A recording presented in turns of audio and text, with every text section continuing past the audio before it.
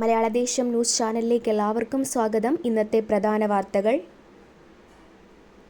യുഎയിലെ ദേശീയ ദിനത്തോടനുബന്ധിച്ച് അവധി ദിനങ്ങളിൽ ദുബൈയിലെ പൊതു ബീച്ചുകളിലെ പ്രവേശനത്തിൽ നിയന്ത്രണം പ്രഖ്യാപിച്ച് ദുബായ് മുനിസിപ്പാലിറ്റി.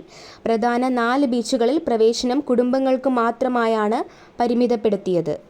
4 ദിവസത്തെ വാരാന്ത്യ അവധി ലഭിക്കുന്നതോടെ ബീച്ചുകളിലെ സന്ദർശക തിരക്ക് കുത്തനെ ഉയരാൻ സാധ്യതയുണ്ട്.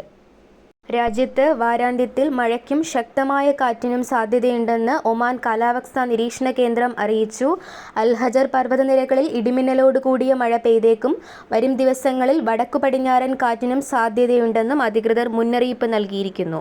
ഇതിന്റെ ഭാഗമായി താപനിലയിലും പ്രകടമായ മാറ്റം വന്നേക്കാം. സ്പെയിനിലെ രാജാവായ ഫിലിപ്പൈൻ ആറാമനിൽ നിന്നുള്ള സന്ദേശം സുൽത്താൻ ഹൈതം ബിൻ താരിഖിന് കൈമാറി. വിവിധ മേഖലകളിൽ ഇരു രാജ്യങ്ങളും തമ്മിലുള്ള സഹകരണം വർദ്ധിപ്പിക്കുന്നതിനുള്ള മാർഗങ്ങൾ യോഗം ചർച്ച ചെയ്തു. രാജ്യങ്ങളെയും ബാധിക്കുന്ന നിരവധി പ്രാദേശിക അന്തർദേശീയ വിഷയങ്ങളെക്കുറിച്ചും അഭിപ്രായങ്ങൾ കൈമാറി. 2026 T20 ക്രിക്കറ്റ് ലോകകപ്പ് യോഗ്യതാ കടമ്പയുടെ ആദ്യ പടി കടന്ന് UAE.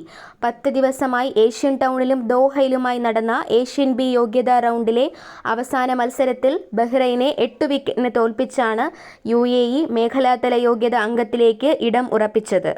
ഇതോടെ ഇന്നത്തെ പ്രധാന വാർത്തകൾ അവസാനിക്കുന്നു.